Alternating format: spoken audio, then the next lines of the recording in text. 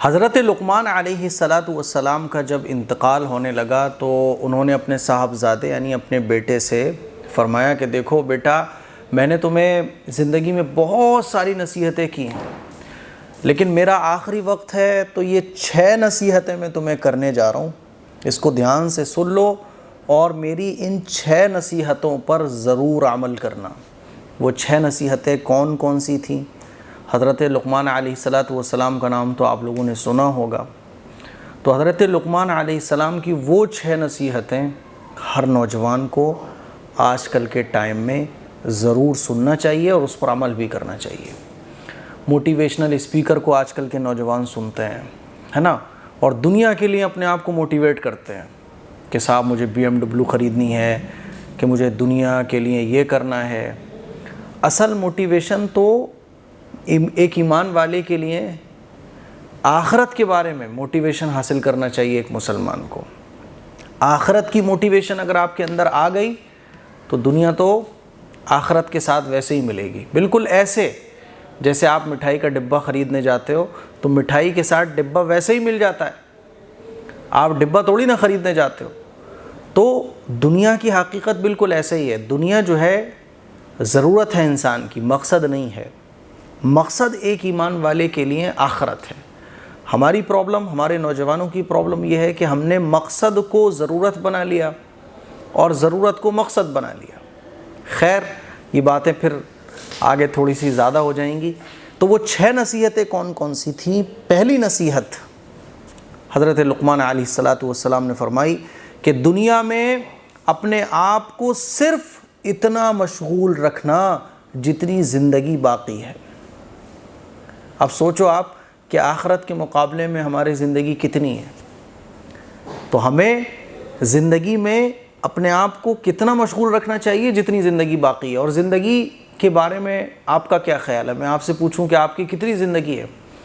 آدمی کو اگلے 1 گھنٹے کا پتہ نہیں ہے، اپنے اگلے 1 گھنٹے کا پتہ نہیں ہے۔ 1 گھنٹے کا تو چھوڑیے، اگلی سانس کا پتہ نہیں ہے کہ اگلی سانس نصیب بھی ہوگی کہ نہیں ہوگی۔ لیکن آپ دیکھیے تو دنیا میں ہم کتنے مشغول ہیں جتنا ہمیں آخرت کے لیے ہونا چاہیے تھا۔ تو پہلی نصیحت بہت قیمتی نصیحت ہے کہ دنیا میں اپنے آپ کو صرف اتنا مشغول رکھنا جتنی زندگی باقی ہے۔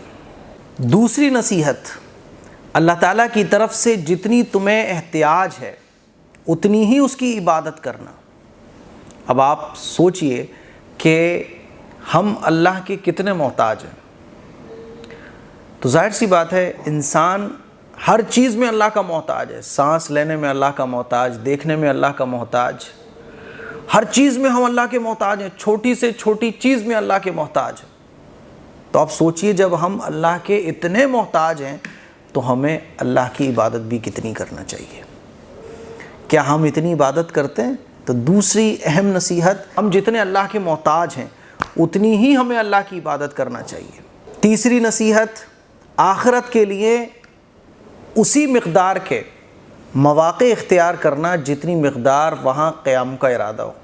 یعنی آخرت کے لیے ہمیں اتنی ہی کوشش کرنا چاہیے جتنا ہمیں وہاں رہنا ہے۔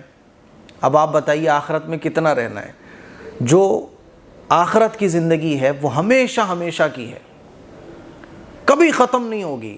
یہ زندگی تو ختم ہو جائے گی نا، کبھی نہ کبھی اس کا اینڈ ہے، قیامت آئے گی۔ لیکن آخرت کی جو زندگی ہے، جنت کی، جہنم کی، مرنے کے بعد کی جو زندگی ہے وہ ہمیشہ ہمیشہ رہنے والی ہے۔ تو تیسری نصیحت حضرت لقمان نے کیا فرمائی کہ آخرت کے لیے اتنا کرو جتنا تمہیں وہاں رہنا ہے۔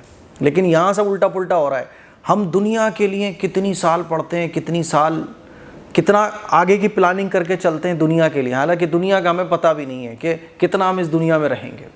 میں یہ نہیں کہہ رہا ہوں کہ دنیا کے لیے کچھ نہ کرو، لیکن دنیا کو ہی سب کچھ بنا لو، یہ غلط ہے، اور آخرت کو مکمل بھول جاؤ، یہ انتہائی بے وقوفی والی بات ہے۔ اسی لیے آخرت سب سے پہلے ہمارے سامنے ہونا چاہیے۔ آخرت کو کامیاب بنانے کے لیے دنیا ہماری ضرورت ہے، آخرت مقصد ہے۔ جب مقصد میں اور ضرورت میں فرق ختم ہم کر دیں گے اور ضرورت کو مقصد بنا لیں گے، مقصد کو بھول جائیں گے، تو پھر یہ گڑبڑی پیدا ہوتی ہے۔ تو تیسری نصیحت کہ آخرت کے لیے اتنی کوشش کرنا چاہیے جتنا ہمیں وہاں قیام کرنا ہے۔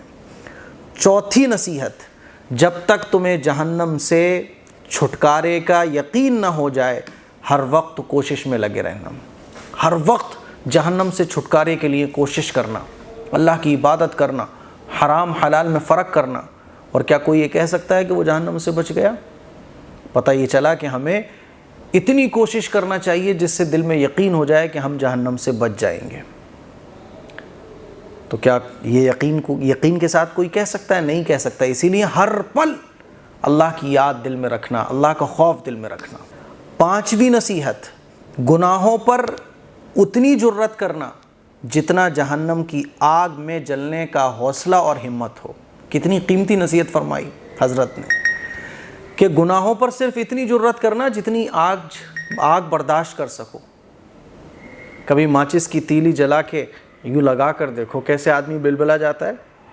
ماچس کی تیلی کا اگر ہلکی سی بھی آگ لگ جائے تو آدمی تڑپ جاتا ہے، پھلک پڑ جاتا ہے ہاتھ پر۔ لیکن اس کے بعد گناہ کرنے پر اتنی جرت کہ اگر سوچا جائے کہ ہم نے زندگی میں کتنے گناہ کیے ہیں تو جہنم میں جانے کے قابل ہم ہو چکے ہیں۔ اس لیے حضرت لقمان علیہ السلام نے فرمایا کہ گناہوں پر اتنی جرت کرنا جتنا جہنم کی آگ میں جلنے کا حوصلہ اور ہمت ہو تمہارے اندر۔ تو ہمیں غور کرنا چاہیے، ہم تو ماچس کی تیلی کی ہلکی سی آگ نہیں برداشت کر سکتے، تو پھر ہمیں گناہ بھی اسی حساب سے کرنا چاہیے نا۔ چھٹی اور آخری نصیحت، جب کوئی گناہ کرنا چاہو تو ایسی جگہ تلاش کر لینا جہاں اللہ تعالیٰ اور اس کے فرشتے نہ دیکھ سکے۔ اب سوچئے ذرا کہ کوئی ایسی جگہ ہے؟ ایسی جگہ کوئی نہیں ہے، تو پھر ہم گناہ کیسے کر لیتے ہیں؟ ایک چھوٹا سا بچہ بھی اگر ہمارا دیکھ رہا ہو ہمیں گناہ کرتے ہوئے تو ہمارے ہاتھ رک جاتے ہیں، ہم کانپ جاتے ہیں، ہماری روح کانپ جاتی ہے، بے چینی ہمارے اندر پیدا ہو جاتی ہے، یار اس نے ہمیں گناہ کرتے ہوئے دیکھ لیا۔ ہماری غلط چیٹ اگر کوئی پڑھ لے تو کیسی ہمارے اندر بے چینی پیدا ہو جاتی ہے۔ اور پھر ہم سب کو بنانے والا رب العالمین ہمیں دیکھ رہا ہے، ہر وقت دیکھ رہا ہے، تو اس کا ہمیں خیال نہیں آتا۔ تو چھٹی نصیحت حضرت نے فرمائی، جب گناہ کرنے کا کوئی ارادہ ہو تو ایسی جگہ تلاش کر لینا جہاں اللہ تعالیٰ اور اس کے فرشتے تمہیں نہ دیکھ سکیں۔ تو یہ 6 بڑی قیمتی نصیحتیں ہیں جو حضرت لقمان علیہ السلام نے اپنے بیٹے کو بالکل انتقال کے وقت، آخری وقت میں فرمائی۔ ہمارے نوجوانوں کو چاہیے کہ وہ ان 6 نصیحتوں کو اپنے سامنے رکھیں، تو دنیا میں بھی کامیاب رہیں گے اور آخرت میں بھی کامیاب رہیں گے۔ اس کلپ کو شیئر کریں۔ السلام علیکم ورحمۃ اللہ وبرکاتہ۔